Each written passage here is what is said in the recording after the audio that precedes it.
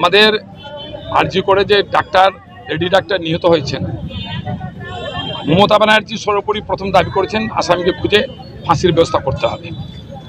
আমরা তৃণমূল কংগ্রেসের রাস্তায় নেমে আন্দোলন করছি, সর্বস্তরের মানুষ আন্দোলন করছে, আমরা তাদেরকে পূর্ণ সমর্থন করছি। গত 4 তারিখে এখানে একটা মিছিল ছিল রাত্রে, সেই মিছিল খুব সুন্দরভাবে শেষ হয়েছে। বিজেপি এবং সিপিএমের কতিপয় গুন্ডারা তারা শেষের দিকে মিছিলের অনেক পরে তারা আমাদের ফ্ল্যাগ খুলে ছিঁড়ে ফেলে রাস্তায় ফেলে লাথ দিয়ে সে ফ্ল্যাগকে সেখানে লাথি মারা হয় ফ্ল্যাগের উপরে।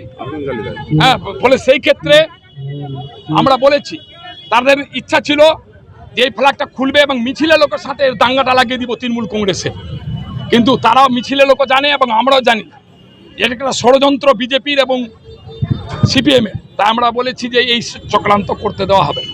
তুমি বন্ধু যদি একটা ফ্ল্যাগ খুলে পায়ের তলায় ফেলার চেষ্টা করো, তোমার 50 লোকের পিঠের চামড়াটা খুলে দিবে তৃণমূল কংগ্রেসের হচ্ছে এই হুমকি ধমকানো এই সমস্ত ছাড়া ওদের কোনো কাজ আছে? এরা তো হুমকি দেয়, ধমকায়, চমকায়। এটা শুধু তৃণমূলের যারা নিচে আছেন তারাই শুধু না, রাজ্যের মুখ্যমন্ত্রী স্বয়ং তিনি প্রধানমন্ত্রীকে ধমকি দেন, প্রধানমন্ত্রীকে হুমকি দেন।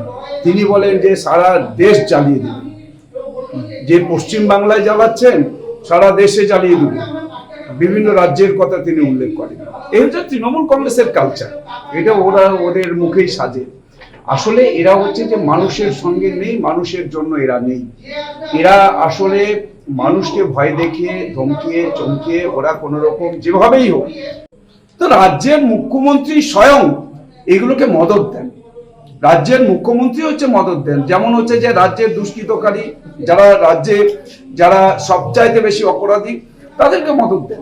তৃণমূলের যে সরকার চলছে, আর এখানে তৃণমূলের যে তিনি জেলা সভাপতি, তিনি এই কথা কি করে বলেন যে আজকে উনি বলছেন যে এখানে কবে কার ফ্ল্যাগ কোথায় ছিঁড়েছে, আজকে উনি বললেন ফ্ল্যাগ ছিঁড়ে দিয়েছে, ওরা একটা বলে দিচ্ছেন।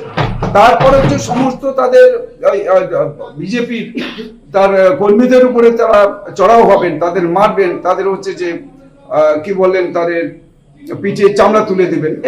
এগুলো ওদেরই মুখে সাজে। এটা একমাত্র তৃণমূল কংগ্রেসের সংস্কৃতির জন্য।